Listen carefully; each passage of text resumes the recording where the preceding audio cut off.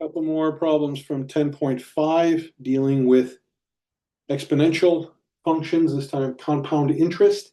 So this is when you invest a certain amount of money, an original amount of money we call the principal amount, for a certain amount of years at a certain rate of interest, compounded so many times per year. We want to know what the final amount is. This is the formula that gives us that final amount, starting with the original amount, rate of interest, number of compoundings for so many years. So we want to answer this question. What is the final amount after 20 years if we invest $10,000 at 5% compounded daily? So first you got to ask yourself, compounded daily, that means, and our book uses 360 days. I don't know why. Maybe just because I don't know why, because it's divisible by 10 maybe, but that's what they use for daily. So we're going to use what the book uses, even though there's more than 365 days in a year, we're going to use 360 because we want our answers to match the ones in the back of the book.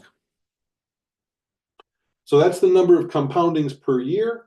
This is our t-value. We have to change the rate to a decimal. Very important to change the rate to a decimal. 5% is 0.05, 5/100ths.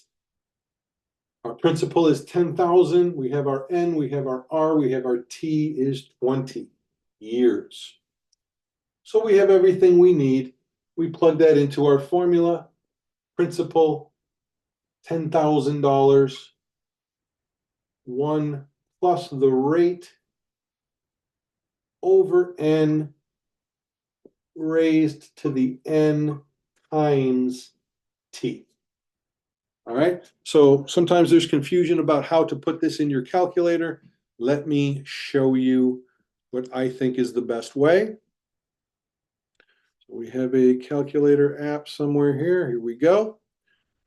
And if we're going to plug this in, what we just did, I would say work within the parentheses first. Let's clear this screen to a nice clear screen. So I'm going to work within the parentheses first and say 0.05, the rate, divided by the N number of 360. And then I'm going to get a result. I'm going to hit enter. That's the rate divided by N. Now still in the parentheses is a 1, so I'm going to add 1 to that number. Now I have the number that's inside the parentheses, right? This number here. If you can see my small screen up here, doesn't seem to expand, but that's the number inside the parentheses. Now I want to raise that to this exponent. So I'm going to take that answer. I have that answer. I'm going to hit this button here to raise to an exponent. So now I'm taking that answer and I'm putting it in parentheses because I'm multiplying 360 times 20. Close the parentheses on the exponent, and now I have everything other than the principal. So this is what I'm multiplying the principal by. So now I'm multiplying that principal of 10,000, and I'm getting the final amount of $27,180. Let's round to the nearest dollar and call it $181. All right, so that's how we calculate that number, right? Do this part first, get a result, add 1 to it, get a result. Now you have what's inside the parentheses. Then you're going to raise that result to this exponent, get a result for all of that, and then multiply it by 10,000 to get our answer of 27,181. So that's compound interest. Now let's look at another problem here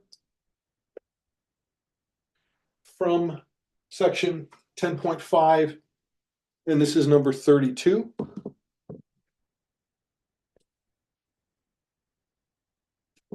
And it has to do with atmospheric pressure, and it's given by this formula here.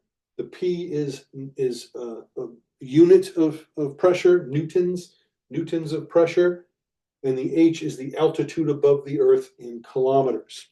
So for number 32, we are asked to use this formula to come up with the atmospheric pressure at 40 kilometers above the Earth. So for part A, basically we're saying, what is the atmospheric pressure when we're 40 kilometers above the Earth? So we're just plugging 40 into this function, and we get 10.13 times E raised to the negative 0.116 times 40. And we can go to our calculator to figure that out. And I'm going to do this part first. I'm going to take E and raise it to this exponent, and then I'm going to multiply it by the 10.13, and that's going to give me my atmospheric pressure 40 kilometers above the Earth. So let's use our calculator here. Clear this. Again, we'll go to this button here, E being ready to be raised to an exponent. And in parentheses, I'm going to put negative 0.116, negative 0.116 times 40. And then I'm going to multiply that number times the 10.13. And that is going to be my answer of 0.098. Zero, does it say to round to anything here? Let's see. Approximate pressure, rise above an altitude, P newtons per square centimeter. It says approximately, so we'll go 0.098. And that's going to be that many newtons of pressure at 40 kilometers above the Earth. 0.098 is the newtons of pressure 40 kilometers above the Earth. So part B says at the surface. What's the atmospheric pressure at the surface of the Earth? Well, at the surface, the height is going to be 0, right, at the surface. So all we're doing is plugging in 0 into the function, and we get 10.13 times E raised to the 0, right? When H is 0, we just know that's going to be 0. And we know that whenever we raise anything to a 0 exponent, it's just the number 1. So this just comes out to be 10.13 newtons of pressure at the Earth's surface. That's part B. Didn't need a calculator for that one. Then it says, does atmospheric pressure increase or decrease as you rise above the Earth? Well, we can see that it's 10.13 newtons at the surface of the Earth. If we rise above the Earth 40 kilometers, that's quite a bit. 40 kilometers, it's much, much less. So it's going to decrease. Decreases as altitude increases. And we kind of know that, right? We know if you go up to the top of a mountain, there's less pressure. If you go up into space, there's less pressure. So that's what's going on. Atmospheric pressure decreases as the altitude increases. All right, so that's all we got from 10.5.